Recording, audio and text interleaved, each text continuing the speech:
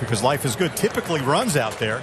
And you'd have to think Flavien Prat doesn't want to get Flightline right up next to Life is Good. Right. The question is, when do they really challenge each other head to head? They will increase their margin on the field as they turn down the backside. Both horses accelerate when they turn down the backside, so watch for that. Some of the other trainers there, Todd Pletcher looking on with Life is Good, Happy Saver. Steve Asmussen has won the Classic twice, has Epicenter. Our Lexus jockey cam aboard Flightline. Let's get it up to the voice of the Breeders' Cup, Larry Colmus. They're all in line. We're ready for the start.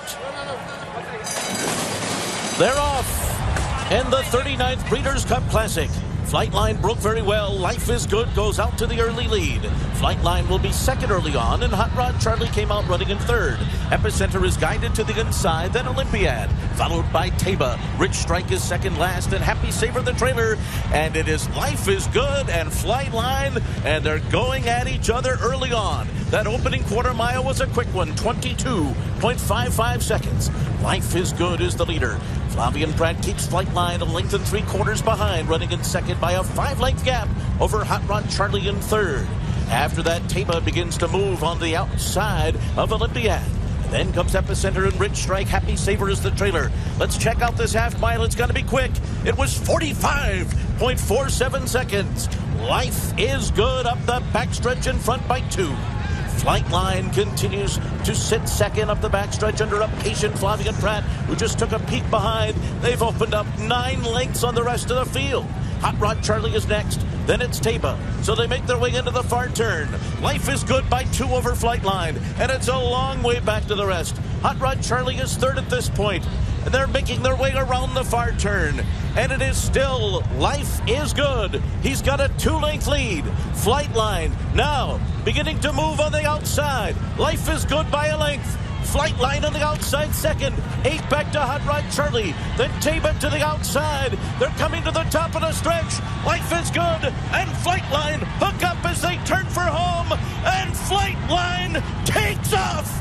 Flightline has gone right by Life is Good and comes into the final furlong with a 3-length lead. Life is Good trying to cling to second. Taba is third down to the 16th pole. It is Flightline. It is spine-tingling, jaw-dropping, awe-inspiring, Secretariat-like Breeders' Cup Classic win. He won it by 8 lengths on the wire.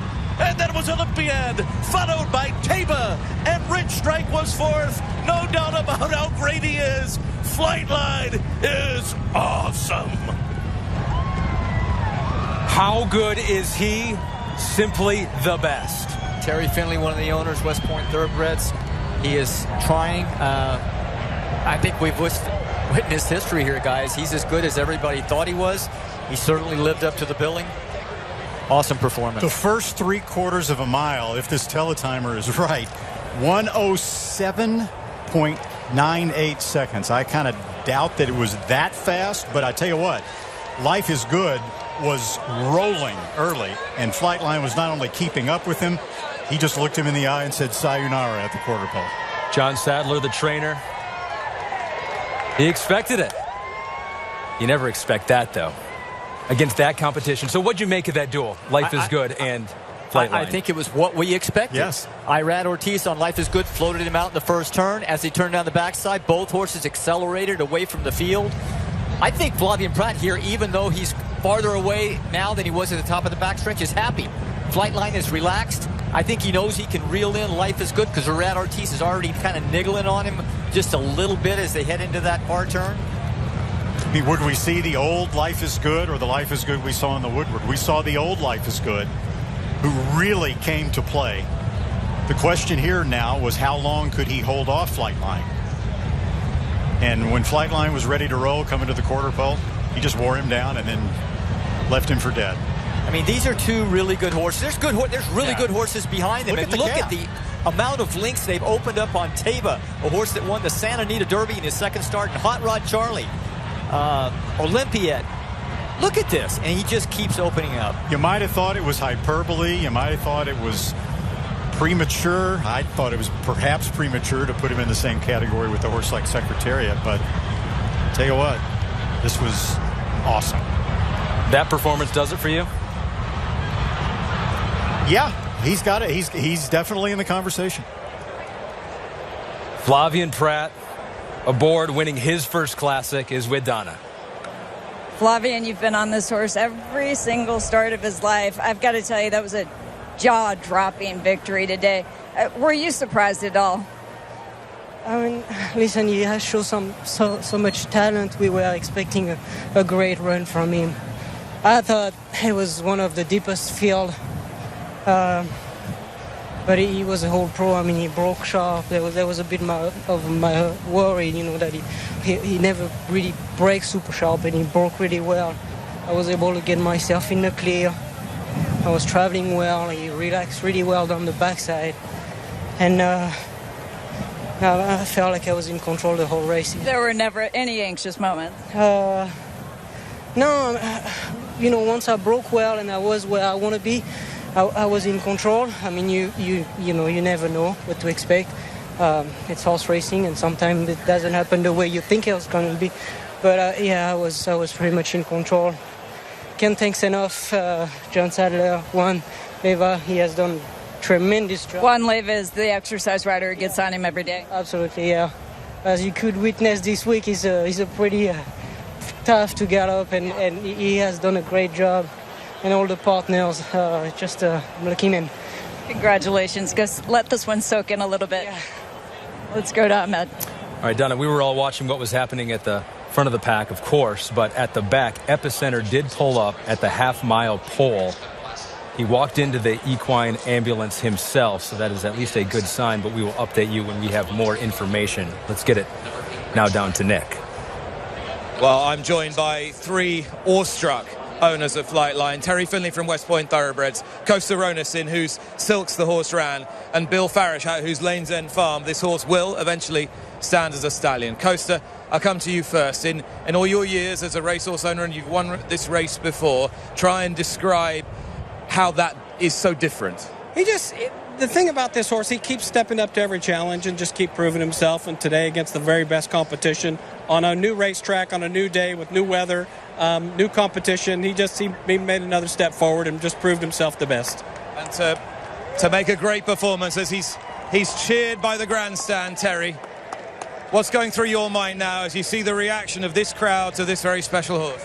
So I think it's the power of the partnership, and all the accolades go to Flightline. I'm so proud to be a part of it, and albeit a small part, and I think we share in the wonder and in the amazement of Flightline fever. And Bill, you will be standing Flightline. What happens now between you all? What's next for this horse? Does he race or does he retire? There's no way to say right now, Nick. We're just bathing in the glory of what he's just done. So, it's amazing. Life is good. Ran a huge race, doing something that he probably doesn't want to do, go that far, and he ran a beautiful race. But Flightline he's awesome. It's been a privilege to see him, gentlemen. Many, many congratulations. Thank you very much. Very kind. Thank you. Kenny Rice. All right, thank you. I'm with John Sadler, the winning trainer. John, a spectacular job all year. What an exclamation point. Yeah, really a great win today. He just ran beautiful. I mean, just like we thought he could. So it was wonderful when it all works out. He got a good challenge and he handled it. Yeah, that's a very good horse of a second. Is this the star of all time for you? Yes, definitely. This is one of the great horses of all time. So I think history will show Congratulations. He's got to get to the winner's circle yet again, Ahmed. Yeah, no doubt about that. One of the best that we have ever seen. Millions of fans want to see that horse run again. Millions of dollars say maybe this will be the last time. Yeah, Zenyatta was 19 for 19 when she came to the Classic. Got all kinds of publicity. American Pharoah had swept the Triple Crown. Everybody knew who he was. A lot of people in the mainstream sports arena not really that familiar with Flightline because he didn't run in the Triple Crown. But maybe this will put him over the top and people will recognize him for what he is. Yeah, mainstream American sports fans, they watch primarily 3 horse races a year, and it's the Triple Crown. So if a horse is not involved in one of those 3, he kind of flies underneath the radar, even as brilliant as this horse has been. So that's kind of a shame, but I am so honored to have watched this horse today. It would be nice if they keep him running next year, but like you say, with all the money at stake, it's questionable. All right, we'll see if that happens. That is a decision that will be made in the future. We told you about Epicenter pulling up at the half-mile pole in this race. Let's get it down to Kenny with more information. Okay, Ahmed, just getting that information is Dr. Al Ruggles, the AAEP vet on call. Dr. Ruggles, what can you tell me? Well, so Epicenter has an injury. It appears to be of his right front fetlock from the initial reports. He's been placed in a protective splint and loaded on the ambulance, and they're bringing him to his barn, and he'll be evaluated there with radiographs and further evaluation to determine the exact nature of the injury. And so if everything's okay at the barn, they stay there, or will they go further on for more evaluation? It really depends on the what the injury is, and sometimes they will be shipped from there to a local clinic. It really just depends what it is. Thank you. All right, you're welcome. Ahmed. All right, thank you, Kenny. Our thoughts are with Epicenter. Certainly there are so many vets on the track here all Breeders' Cup week. They get evaluated every day, morning and night, before the race, after the race. So Epicenter getting the best care here at the Breeders' Cup. John Sadler was asked not too long ago if this was the best horse he'd ever trained, which is kind of a silly question. He said, it's not only the best horse I've ever trained, he might be the best horse anyone has ever trained. You saw a glimpse of that. What are the chances you think we see him again, Randy? You know, you could do the math. You know, he could make $40 million in his first year at stud. So that's why the economics can kind of get out of whack a little bit. But there's also a joy in owning a horse like this, and hopefully they'll fall down on that side of the equation. A lot of times we throw around, it's the greatest ever. This is the greatest this. This is the greatest that. It's the best I've ever seen. What we witnessed here today truly is one of the greatest moments in horse racing history, and one of the best horses to do it. Not just winning the Classic, but doing it in this fashion. Fast early pace. Terry Finley looking on. You saw him brought to tears after Flightline crossed that finish line, winning the $6 million race. Flavien Prat checking behind him. Who's close to me? Life is good? No, no longer. It is Flightline. Standing alone. One final check. John Sadler. We did it. Flightline did it. He did something that almost no other horse has ever done before, and he's been doing it for a while. Flightline, your Breeders' Cup Classic champion.